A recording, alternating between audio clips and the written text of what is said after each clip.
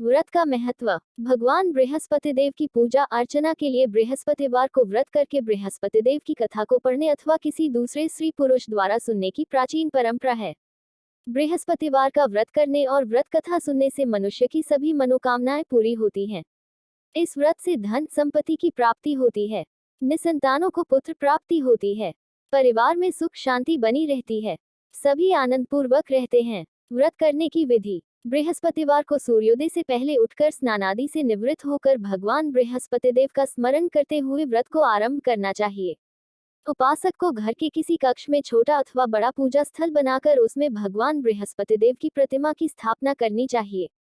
घर के समीप किसी मंदिर में जाकर भी भगवान बृहस्पति देव की पूजा की जा सकती है।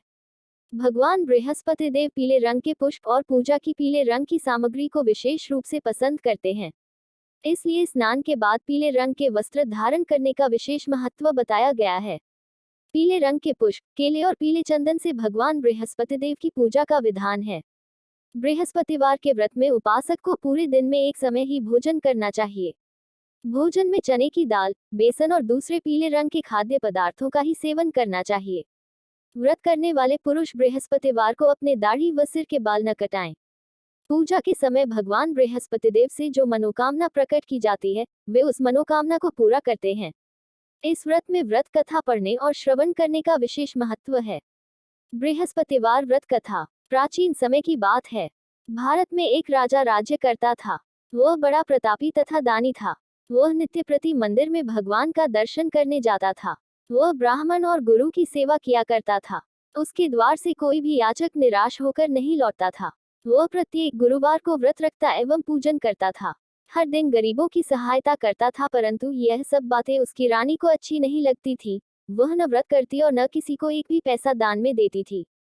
वह राजा से भी ऐसा करने को मना किया करती थी। एक समय की बात है कि राजा शिकार खेलने वन को चले गए। घर पर रानी और दासी थी। उस समय गुरु बृहस्पति देव साधु का रूप धारण कर राजा के दरवाजे पर भिक्षा मांगने आए। साधु ने रानी से भिक्षा मांगी तो वह कहने लगी, हे साधु महाराज, मैं इस दान और पुण्य से तंग आ गई हूँ। इस कार्य के लिए तो मेरे पतिदेव ही बहुत हैं। अब आप ऐसी कृपा करें कि सारा धन नष्ट हो जाए तथा मैं आराम से रह सकूं। साधु रूपी बृहस्पति देव ने कहा, हे देवी, तुम बड़ी विचित्र हो। संतान और धन से कोई दुखी नहीं होता है, इसको सभी चाहते हैं। पापी भी पुत्र और धन की इच्छा करता है। अगर तुम्हारे पास धन अधिक है तो भूखे मनुष्यों को भोजन कराओ, प्याव लगवाओ, ब्राह्मणों को दान दो, धर्मशालाएं बनवाओ, कुआं तालाब, बावड़ी, बाग बगीचे आदि का निर्माण कराओ तथा निर्धनों की कुंवारी कन्याओं का विवाह कराओ, साथ ही यज्ञादि करो। इस प्रकार के कर्मों से आपके कुल का और आपका नाम परलोक में सार्थक होगा एवं स्वर्ग की प्राप्ति होगी।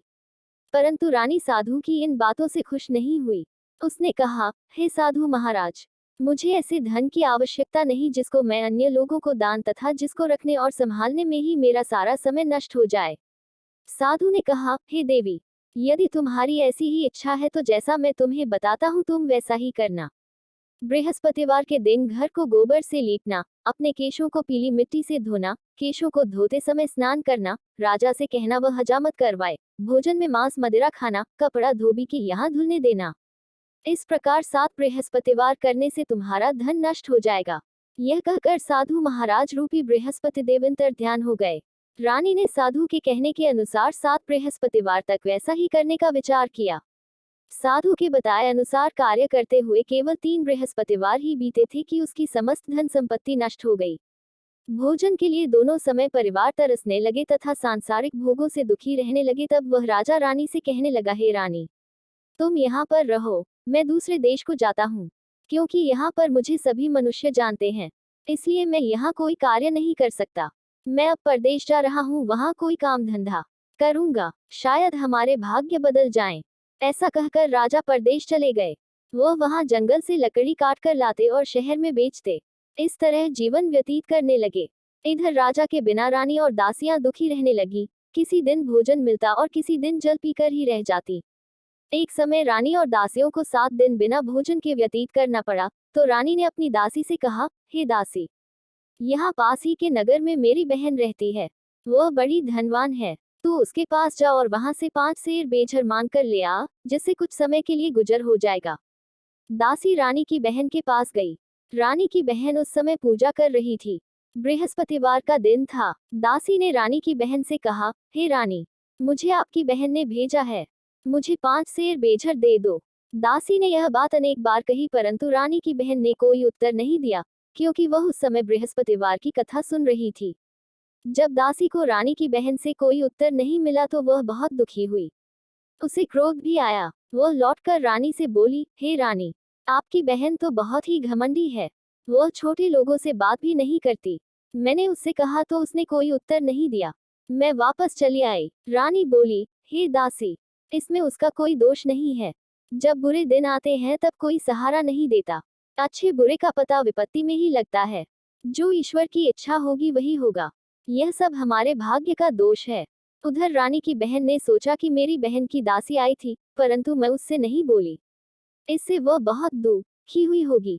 और कथा सुन विष्णु भगवान का पूजन समाप्त कर वह अपनी बहन के घर आए और कहने लगी, हे बहन, मैं बृहस्पतिवार का व्रत कर रही थी, तुम्हारी दासी हमारे घर गई थी, परंतु जब तक कथा होती है तब तक हम लोग न उठते हैं और न बोलते हैं, इसलिए मैं नहीं बोली। कहो, दासी क्यों गई थी? रानी बोली, बहन, हमारे घर अनाज नहीं था, वैसे तुमसे कोई बात छिपी नहीं है, इस कारण मैंने दासी को तुम्हारे पास 5 सेर बेझर लेने के लिए भेजा था। रानी की बहन बोली, बहन देखो, बृहस्पति देव सबकी मनोकामना पूर्ण करते हैं, देखो शायद तुम्हारे घर में अनाज रखा हो। यह सुनकर दासी घर के अंदर गई तो वहां उसे एक घड़ा बेझर का भरा मिल गया। उसे बड़ी हैरानी हुई, क्योंकि उसने एक एक बर्तन देख लिया था। उसने बाहर आकर रानी को बताया। दासी अपनी रानी से कहने लगी, हे रानी, देखो, वैसे हमको जब अन्न नहीं मिलता तो हम रोज ही व्रत करते, अगर इनसे व्रत की विधि और कथा पूछ ली जाए तो उसे हम भी किया करेंगे। दासी के कहने पर रानी ने अपनी बहन से बृहस्पतिवार व्रत के बारे में पूछा। उसकी बहन ने बताया, हे रानी बहन, बृहस्पतिवार को सूर्योदय से पूर्व उठकर स्नान करके बृहस्पतिवार का व्रत करना चाहिए, लेकिन उस दिन सिर नहीं धोना चाहिए। बृहस्पतिवार के व्रत में चने की दाल और मुनक्का से विष्णु भगवान का केले के वृक्ष की जड़ में पूजन करे तथा दीपक जलावे। उस दिन एक ही समय भोजन करे। भोजन पीले खाद्य पदार्थ का करे तथा कथा सुने। इस प्रकार करने से गुरु भगवान प्रसन्न होते हैं, अन्न पुत्र धन देते हैं, मनोकामना पूर्ण करते हैं। व्रत और पूजन की विधि बताकर रानी की बहन अपने घर लौट गई। रानी और दोनों ने निश्चय किया कि बृहस्पति देव भगवान का पूजन जरूर करेंगे। 7 दिन बाद जब बृहस्पतिवार आया तो उन्होंने व्रत रखा। गुड़साल में जाकर चना और गुड़बीन लाई तथा उसकी दाल से केले की जड़ तथा विष्णु भगवान का पूजा किया। अब भोजन पीला कहाँ से आए? दोनों बड़ी दुखी हुई, परंतु उन्होंने व्रत किया था, इस कारण बृहस्पति देव भगवान प्रसन्न थे। एक साधारण व्यक्ति के रूप में वे 2 थालों में सुंदर पीला भोजन लेकर आए और दासी को देकर बोले, हे दासी, यह भोजन तुम्हारे और रानी के लिए है, तुम दोनों करना। दासी भोजन पाकर बड़ी प्रसन्न हुई और रानी से बोली, रानी जी भोजन कर लो। रानी को भोजन आने के बारे में कुछ पता नहीं था, इसलिए वह दासी से बोली, जा तू ही भोजन कर, क्यों तू हमारी व्यर्थ में हंसी उड़ाती है। दासी बोली, एक व्यक्ति भोजन दे गया है। रानी कहने लगी, वह भोजन तेरे ही लिए दे गया है, तू ही भोजन कर। दासी ने कहा, वह व्यक्ति हम दोनों के लिए 2 थालों में भोजन दे गया है, इसलिए मैं और आप दोनों ही साथ साथ भोजन करेगी। दोनों ने गुरु भगवान को नमस्कार कर भोजन प्रारंभ किया।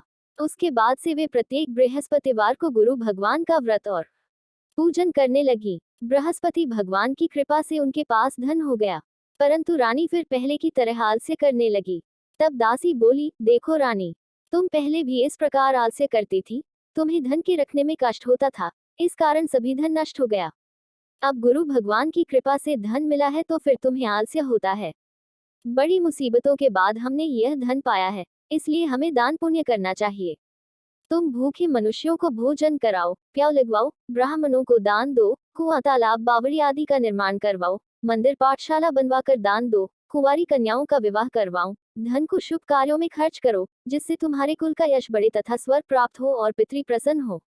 दासी की बात मानकर रानी ने इसी प्रकार के कर्म करने प्रारंभ किए, जिससे उनका काफी यश फैलने लगा। एक दिन रानी और दासी आपस में विचार करने लगे कि न जाने राजा किस दशा में होंगे, उनकी कोई खोज खबर नहीं है।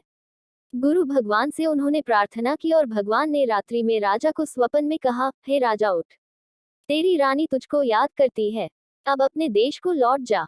राजा प्रातःकाल उठकर जंगल से लकड़ियां काटकर लाने के लिए जंगल की ओर चल पड़े। जंगल से गुजरते हुए वह सोचने लगे, रानी की गलती से उसे कितने दैक भोगने पड़े। राजपाट छोड़कर उसे जंगल में आकर रहना पड़ा। जंगल से लकड़ियों काटकर उन्हें बेचकर गुजारा करना पड़ा। उसी समय उस जंगल में बृहस्पति देव एक साधु का रूप धारण कर आए और राजा के पास आकर बोले, हे लकड़हारे, तुम इस सुनसान जंगल में किस चिंता में बैठे हो, मुझे बतलाओ। यह सुन राजा के नेत्रों में जल भर आया और साधु की वंदना कर बोले, हे प्रभु, आप सब कुछ जानने वाले हैं। इतना कहकर राजा ने साधु को अपनी संपूर्ण कहानी सुना दी।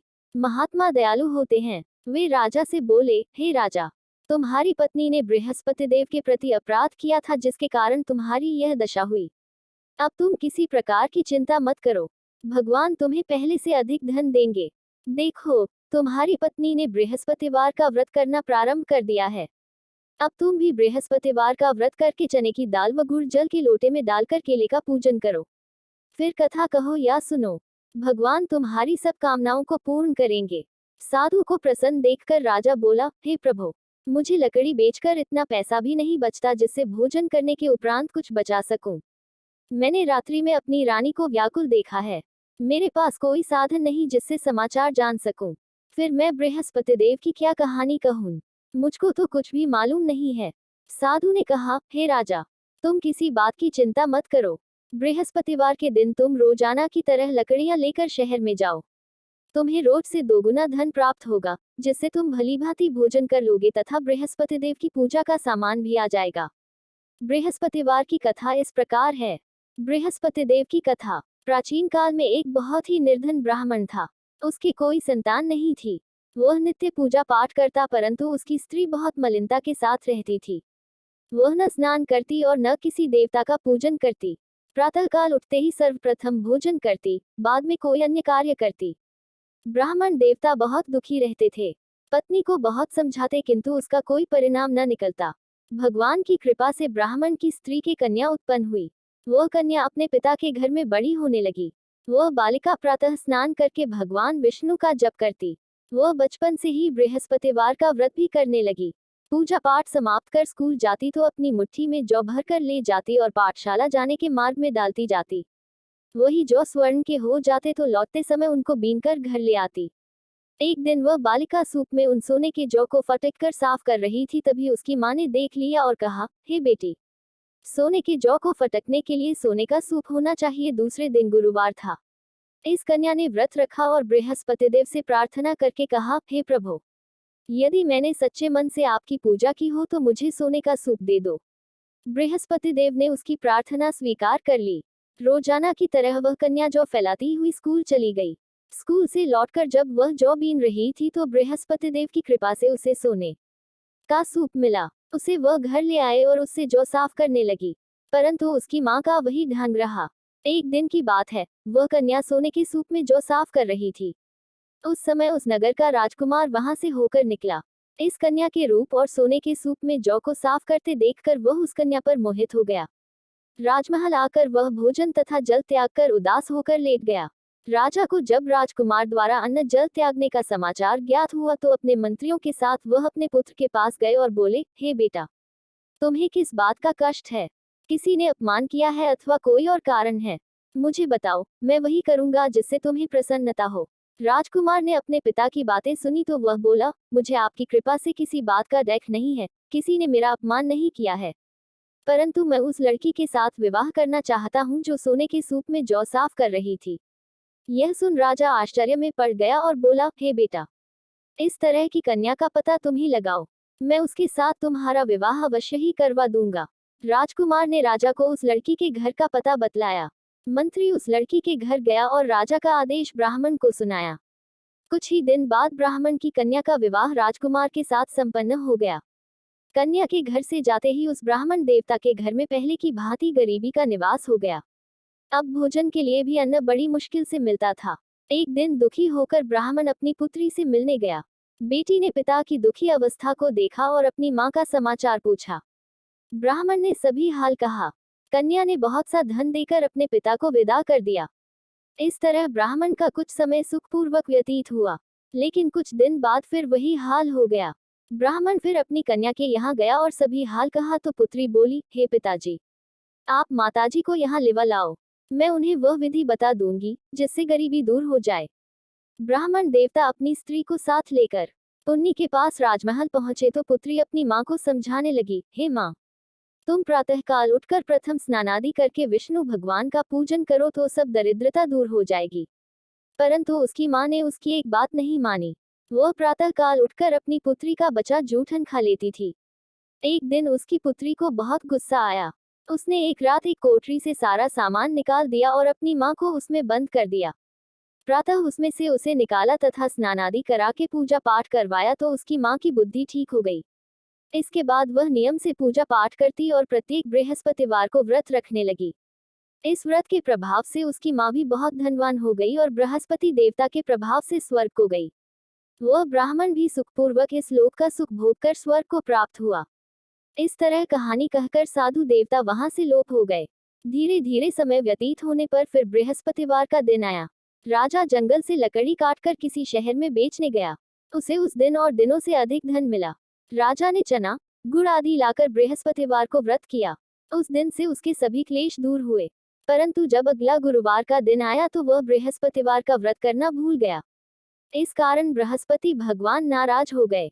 उस दिन उस नगर के राजा ने विशाल यज्ञ का आयोजन किया तथा अपने समस्त राज्य में घोषणा करवा दी कि कोई भी मनुष्य अपने घर में भोजन न बनाए तथा आग भी न जलाए। सब मेरे यहाँ भोजन करने आए। इस आज्ञा को जो न मानेगा उसको फांसी की सजा दी जाएगी।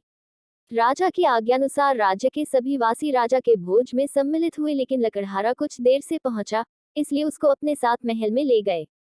जब राजा लकड़हारे को भोजन करा रहे थे तो रानी की दृष्टि उस खूंटी पर पड़ी जिस पर उसका हार लटका हुआ था। उसे हार खूंटी पर लटका दिखाई नहीं दिया। रानी को निश्चय हो गया कि मेरा हार उस लकड़हारे ने चुरा लिया है। उसी समय सैनिक बुलवाकर उसको जेल में डलवा दिया। जब लकड़हारा जेल खाने में गया तो बहुत दुखी होकर विचार करने लगा कि न जाने कौन से पूर्वजन्म के कर्म से मुझे यह दुख प्राप्त हुआ है, और उसी साधु को याद करने लगा जो जंगल में मिला था। तत्काल बृहस्पति देव साधु के रूप में प्रकट हो गए और उसकी दशा को देखकर कहने लगे, अरे मूर्ख, तूने बृहस्पति देवता की कथा नहीं की, इसी कारण तुझे दुख प्राप्त हुआ है। अब चिंता मत कर। बृहस्पतिवार के दिन जेल खाने के दरवाजे पर 4 पैसे पड़े मिलेंगे, उनसे तू बृहस्पति देव की पूजा करना तो तेरे सभी कष्ट दूर हो जाएंगे। अगले बृहस्पतिवार उसे जेल के द्वार पर 4 पैसे मिले। राजा ने पूजा का सामान मंगवाकर कथा कही और प्रसाद बांटा। उसी रात्रि को बृहस्पति देव ने उस नगर के राजा को स्वप्न में कहा, हे राजा, तूने जिस आदमी को जेलखाने में बंद कर दिया है वह निर्दोष है। वह राजा है, उसे छोड़ देना। रानी का हार उसी खूंटी पर लटका हुआ है। अगर तू ऐसा नहीं करेगा तो मैं तेरे राज्य को नष्ट कर दूंगा। राजा प्रातःकाल उठा और खूंटी पर हार टंगा देखकर लकड़हारे को बुलाकर क्षमा मांगी तथा राजा के योग्य सुंदर वस्त्र आभूषण भेजकर उसे विदा किया। गुरुदेव की आज्ञानुसार राजा अपने नगर को चल दिया। राजा जब नगर के निकट पहुंचा तो उसे बड़ा ही आश्चर्य हुआ। नगर में पहले से अधिक बाग, तालाब और कुएं तथा बहुत सी धर्मशालाएं, मंदिर आदि बने हुए थे। राजा ने पूछा कि यह किसका बाग और धर्मशाला है। तब नगर के सब लोग कहने लगे कि यह सब रानी और दासी द्वारा बनवाए गए हैं। राजा को आश्चर्य हुआ और गुस्सा भी आया। जब रानी ने खबर सुनी कि राजा आ रहे हैं तो उसने अपनी दासी से कहा, हे दासी, देख, राजा हमको कितनी बुरी हालत में छोड़ गए थे। वो हमारी ऐसी हालत देखकर लौट न जाएं, इसलिए तू दरवाजे पर खड़ी हो जा। रानी की आज्ञानुसार दासी दरवाजे पर खड़ी हो गई। जब राजा आए तो उन्हें अपने साथ महल में लिवा लाई। तब राजा ने क्रोध करके अपनी तलवार निकाली और पूछने लगा, बताओ, यह धन तुम्हें कैसे प्राप्त हुआ है। तब रानी ने बताया, हमें यह सब धन बृहस्पति देव के व्रत के प्रभाव से प्राप्त हुआ है। राजा ने तब निश्चय किया कि 7 रोज बाद तो सभी बृहस्पति देव का पूजन करते हैं, परंतु मैं रोजाना दिन में 3 बार कथा कहा करूंगा तथा रोज व्रत किया करूंगा।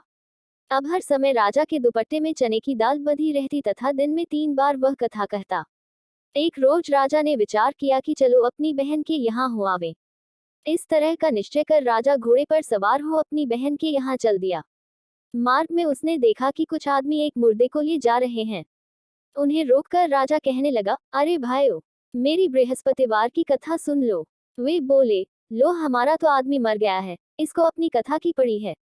परंतु कुछ आदमी बोले, अच्छा कहो, हम तुम्हारी कथा भी सुनेंगे। राजा ने दाल निकाली और कथा कहनी शुरू कर दी। जब कथा आधी हुई तो मुर्दा हिलने लगा और जब कथा समाप्त हुई तो राम राम करते हुए वह मुर्दा खड़ा हो गया।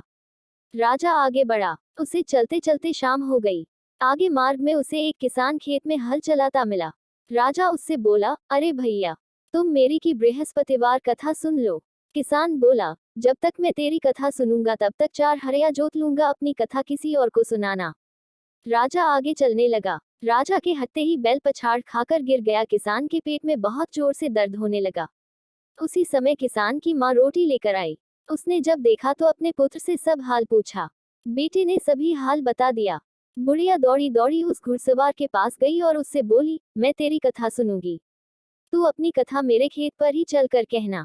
राजा ने लौटकर बुढ़िया के खेत पर जाकर कथा कही, जिसके सुनते ही बैल खड़े हो गए तथा किसान के पेट का दर्द भी बंद हो गया। राजा अपनी बहन के घर पहुंच गया। बहन ने भाई की खूब मेहमानी की। दूसरे रोज प्रातःकाल राजा जागा तो वह देखने लगा कि सब लोग भोजन कर रहे हैं। राजा ने अपनी बहन से जब पूछा कि ऐसा कोई मनुष्य है जिसने भोजन नहीं किया हो, जो मेरी बृहस्पतिवार की कथा सुन ले, तो बहन बोली, हे भैया, यह देश ऐसा ही है। पहले यहाँ के लोग भोजन करते हैं, बाद में अन्य काम करते हैं। अगर पड़ोस में कोई हो तो देख आती हूँ। ऐसा कहकर बहन देखने चली, परंतु उसे कोई भी ऐसा व्यक्ति नहीं मिला जिसने भोजन न किया हो। फिर वह एक कुम्हार के घर गई जिसका लड़का बीमार था। उसे मालूम हुआ कि उसके यहाँ 3 दिन से किसी ने भोजन नहीं किया है। रानी ने अपने भाई की कथा सुनने के लिए कुम्हार से कहा। वह तैयार हो गया। राजा ने जाकर बृहस्पतिवार की कथा कही, जिसको सुनकर उसका लड़का ठीक हो गया। अब तो राजा की प्रशंसा होने लगी। एक दिन राजा ने अपनी बहन से कहा, हे बहन, मैं अपने घर जाऊंगा, तुम भी तैयार हो जाओ। राजा की बहन ने अपनी सास से अपने भाई के साथ जाने की आज्ञा मांगी। सास बोली, चली जा, परंतु अपने लड़कों को मत ले जाना, क्योंकि तेरे भाई को कोई संतान नहीं होती है। बहन ने अपने भाई से कहा, हे भैया, मैं तो चलूंगी, परंतु कोई बालक नहीं जाएगा। राजा ने कहा, जब कोई बालक नहीं चलेगा तब तुम जाकर हो क्या करोगी। दुखी मन से राजा अपने नगर को लौट आया। राजा ने अपनी रानी से कहा, हम निसंतान है, इसलिए कोई हमारे घर आना पसंद नहीं करता। इतना कह वह बिना भोजन आदि किए शैया पर लेट गया। रानी बोली, हे प्रभु, बृहस्पति देव ने हमें सब कुछ दिया है, वे हमें संतान भी अवश्य देंगे। उसी रात बृहस्पति देव ने राजा को स्वप्न में कहा, है राजा, उठ, सभी सोच त्याग दे, तेरी रानी गर्भवती है। राजा को यह जानकर बड़ी खुशी हुई। 9वें महीने रानी के गर्भ से एक सुंदर पुत्र पैदा हुआ। जब राजा की बहन ने यह शुभ समाचार सुना तो वह बहुत खुश हुई तथा बधाई लेकर और भाई के यहाँ आई। तभी रानी ने कहा, घोड़ा चढ़कर नहीं आई, गधा चढ़ी आई। राजा की बहन बोली, भाई, मैं इस प्रकार न कहती तो तुम्हें औलाद कैसे मिलती। बृहस्पति देव ऐसे ही हैं, जिसके मन में जो मनोकामनाएं रहती हैं, सभी को पूर्ण करते हैं। जो सद्भावना पूर्वक बृहस्पतिवार का व्रत करता है एवं कथा पढ़ता है अथवा सुनता है और दूसरों को सुनाता है, बृहस्पति देव उसकी सभी मनोकामनाएं पूर्ण करते हैं। बृहस्पति देव उनकी सदैव रक्षा करते हैं। जो संसार में सद्भावना व सच्चे हृदय में बृहस्पति देव का पूजन करते हैं, उनकी सभी मनोकामनाएं उसी प्रकार पूर्ण होती हैं जैसे रानी और राजा ने बृहस्पति देव की कथा का गुणगान किया, उनकी सभी इच्छाएं बृहस्पति देव ने पूर्ण की। मनुष्य को हृदय से उनका मनन करते हुए जयकार करना चाहिए। इति बृहस्पतिवार व्रत कथा। ओम जय बृहस्पति देवा, ओम जय बृहस्पति देवा, छिन छिन भोग लगाऊं कदली फल मेवा। ओम जय बृहस्पति देवा, आप पूर्ण परमात्मा, आप अंतर्यामी, जगत पिता जगदीश्वर, आप सबके स्वामी। ओम जय बृहस्पति देवा, चरणामृत निज निर्मल सब पातक हरता, सकल मनोरथ दायक कृपा करे भ्राता। ओम जय बृहस्पति देवा, तन मन धन अर्पण कर जो जन शरण पड़े, प्रभु प्रकट तब होकर आकर द्वार खड़े। ओम जय बृहस्पति देवा, दीनदयाल दयानिधि भक्तन हितकारी, पाप दोष सब हरता भव बंधन हारी। ओम जय बृहस्पति देवा, सकल मनोरथ दायक सब संशय हारी, विषय विकार मिटाओ संतन सुखकारी। ओम जय बृहस्पति देवा, जो कोई आरती आपका प्रेम सहित गावे, जेठानंद आनंद कर सो निश्चय पावे। ओम जय बृहस्पति देवा, ओम जय बृहस्पति देवा, ओम जय जगदीश हरे, स्वामी जय जगदीश हरे, भक्तजनों के संकट प्रभु क्षण में दूर करें। ओम जय जगदीश हरे, जो ध्यावे फल पावे, प्रभु दुख विनसे मन का, सुख समृद्धि घर आवे, प्रभु कष्ट मिटे तन का। ओम जय जगदीश हरे, मात पिता आप मेरे, प्रभु शरण गहूं किसकी, प्रभु बिन और न दूजा, आस करूं जिसकी। ओम जय जगदीश हरे। आप हो पूर्ण परमात्मा, प्रभु आप अंतर्यामी, पारब्रह्म परमेश्वर, आप सबके स्वामी। ओम जय जगदीश हरे। आप करुणा के सागर, प्रभु आप पालन करता, मैं मूर्ख खलकामी, कृपा करे भरता। ओम जय जगदीश हरे। आप हो एक अगोचर, प्रभु सबके प्राणपति, किस विधि मिलूं दया में, आपको मैं कुमति। ओम जय जगदीश हरे। दीन बंधु दुखहर्ता, प्रभु आप ठाकुर मेरे, अपने हाथ उठाएं, द्वार पड़ा तेरे। ओम जय जगदीश हरे। विषय विकार मिटाएं, प्रभु पाप हरे देवा, श्रद्धा भक्ति बढ़ाएं, संतन की सेवा। ओम जय जगदीश हरे। तन मन धन सब कुछ है प्रभु आपका, आपको आपका अर्पण, क्या लागे मेरा। ओम जय जगदीश हरे। श्री जगदीश जी की आरती, जो कोई नर गावे, कहत शिवानंद स्वामी, सुख संपत्ति पावे। ओम जय जगदीश हरे।